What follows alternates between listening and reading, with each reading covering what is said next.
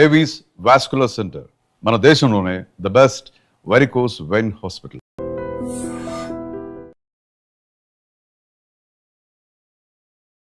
అందరికీ నమస్కారం. ఈరోజు నేను కౌన్సిల్లో మరొక మారు చైర్మన్ గారికి నా రాజీనామా యాక్సెప్ట్ చేయమని అడగడం జరిగింది. ఎందుకంటే నైతికత అనేటటువంటిది మనుషులుగా మన మనుగడకు చాలా అవసరం. నైతికత లేకపోతే మనుషులకు జంతువులకు తేడా ఉండదు. మనం మనుషులుగా, ఒక సంఘంగా, ఒక గుంపుగా, ఒక పార్టీగా, ఒక సంస్థలుగా ఆర్గనైజ్ అవ్వడంలోని అర్థం ఏంటంటే పెద్ద ఎత్తున సమాజానికి ఏదైనా మంచి చేద్దామని ఆర్గనైజ్ అవుతాం. టీఆర్ఎస్ పార్టీ పుట్టినప్పుడు తెలంగాణ రాష్ట్ర సాధన కోసం మరి అందరం కూడా కట్టడితో పనిచేసినాం. తదనంతర కాలంలో ఎప్పుడైతే అధికారం వచ్చిందో, ఎప్పుడైతే తెలంగాణ ఉద్యమ ద్రోహులంతా కూడా టీఆర్ఎస్ పార్టీలో చేరారో, అసలైన ఉద్యమకారులను, ఉద్యమంలో మనతో కలిసి పనిచేసినటువంటి ఉద్యమ సహచరులను రాత్రనక పగలనక గుర్తింపు ఉన్నా లేకపోయినా కార్యకర్తలుగా గ్రామాన పనిచేసినటువంటి లక్షలాది మందికి మరి టీఆర్ఎస్ పార్టీలో ఏనాడు ఇస్మంతా కూడా గౌరవం దక్కలేదు. వేలు పోస్టులు, డైరెక్టర్ పోస్టులు ఖాళీగా ఉంటే ప్రభుత్వంలోకి వస్తే కనీసం ఒక తెలంగాణ ఉద్యమకారుడు కూడా పార్టీ నాయకత్వానికి గుర్తు రాకపోవడం చాలా శోచనీయం. తెలంగాణ ఉద్యమంలో వేలాది మంది ఆడబిడ్డలు పాల్గొంటే నాలాంటి ఒకరిద్దరికి తప్పితే అవకాశాలు వేరే వాళ్ళకి రాకపోవడం దారుణం. అవకాశాలు వచ్చిన నాలాంటి ఒకరిద్దరిని కూడా చిత్రహింసలు పెట్టి, నానా విధాలుగా కట్టడిలు చేసి, నానా విధాలుగా అవమానం చేసి, రాజకీయంగా ఎదగకుండా చేసి మరి ఆ పార్టీ ఏం సాధించుకుందో తెలంగాణ ప్రజలకు చెప్పాలి.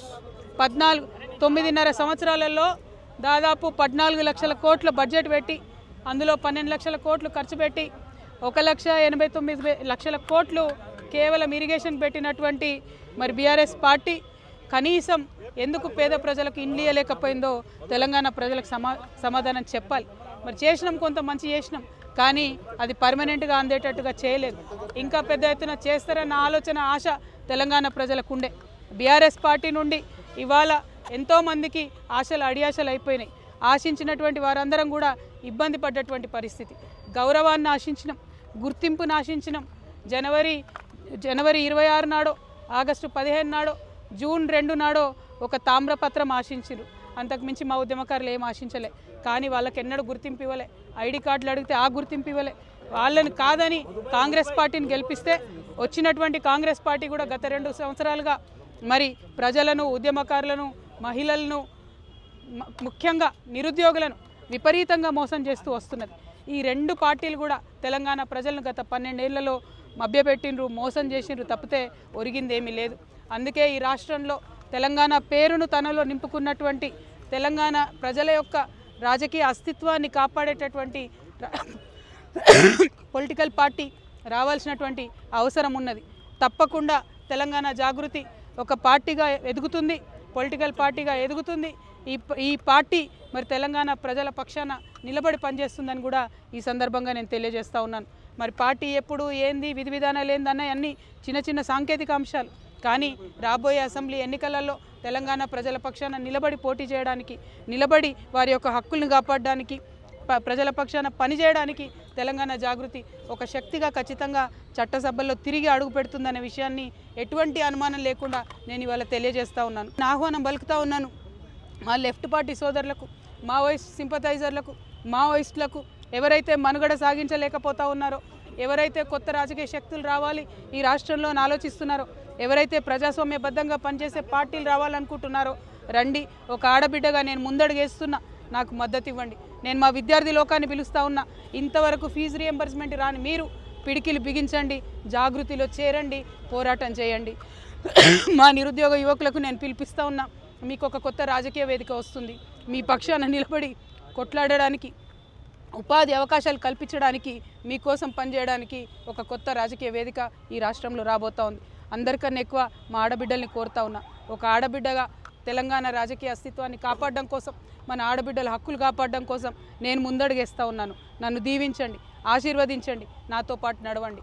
ఒక అవమాన భారంతో తల్లిగారింటి నుంచి, ఒక అవమాన భారంతో ఇంటి పార్టీ నుంచి నేను ఇవాళ అన్ని బంధనాలు తెంచుకొని బయటకు వస్తూ ఉన్నా. అది కేవలం కేవలం నా ఆత్మగౌరవం కోసం జరుగుతున్న పోరాటం ఇది. నాలాగా తెలంగాణ ఆడబిడ్డలందరికీ కూడా రేషం ఎక్కువ. మనం ఎవరి మీద ఆధారపడం, ఎవరిని ఏమి అడగం. కానీ అవమానిస్తే మాత్రం చూస్తూ ఊరుకోము. అత్యంత అవమానకరంగా నన్ను పార్టీ నుండి బయట పంపినారు. ఖచ్చితంగా నేను ఈ రాష్ట్రంలో ప్రజల పక్షాన నిలబడి పనిచేస్తాను. ఆ దేవుడి దయతో, ప్రజల దయతో గొప్ప రాజకీయ శక్తిగా తెలంగాణలో ఎదుగుతాం. దానికోసం మా ఆడబిడ్డల సహకారం నాకు కావాలని చెప్పి నేను కోరుతా ఉన్నా. ప్రతి ఒక్కరి కోసం, ఆదివాసీల కోసం, గిరిజనుల కోసం, దళితుల కోసం, మైనారిటీల కోసం, ఆడబిడ్డల కోసం పనిచేసేటటువంటి ఒక కొత్త రాజకీయ శక్తి రావాలి. ఎటువంటి పొలిటికల్ బ్యాక్గ్రౌండ్ లేనటువంటి వాళ్ళు కూడా రాష్ట్ర రాజకీయాల్లో మార్పు తేగలుగుతామనే ఆలోచించేటటువంటి ఒక వేదిక మీకు కావాలి. అటువంటి వేదికను మీకు ఇస్తానని మాట ఇస్తూ మరొక ప్రయత్నం నేను చేస్తున్నా. నాకు అండగా నిలబడాలని కోరుతున్నా. I request all our minority Telangana population to support me in my step that I am going to take now. We are going to form a political party in this state.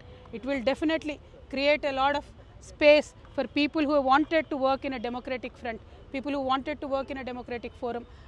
The party BRS, which we thought was our own party, our own Telangana People's Party, has betrayed us in number of issues.